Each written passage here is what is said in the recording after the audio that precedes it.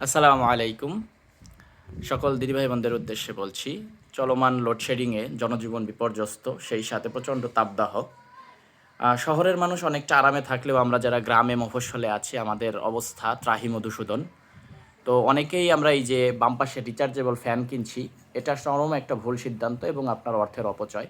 আপনারা এই rechargeable fan ৫, ৬, ৮, ১০,০০০ টাকা এরকম মূল্যে না কিনে আপনারা এই টাকা দিয়ে ভালো মানের মিনি আইপিএস সংগ্রহ করতে পারেন। সাথে ডিসি ফ্যান থাকবে এবং একটি বাল্বও থাকবে। তাহলে আপনার অর্থটা সেভ হবে। আমার ডান পাশে যে ফ্যানটি, এটি একটি ডিসি ফ্যান। আমার বাসার আইপিএস, এটা আজ ১৫ দিন যাবৎ এটা চার্জই হয় না। তো বাধ্য হয়ে আমি এই ফ্যানটি মাত্র ১৫০০ টাকা দিয়ে কিনেছি এবং এর সাথে ওই ব্যাটারি দিয়ে চার্জ করতেছি। তো আমি একজন টেকনিশিয়ানের সাথে কথা বললাম। ৩,০০০ থেকে ৪,০০০ টাকা হলে এই ছোট ফ্যানগুলো চালানো সম্ভব। এটা ২৪ ঘন্টা চলবে নন স্টপ। তাতে করে আপনার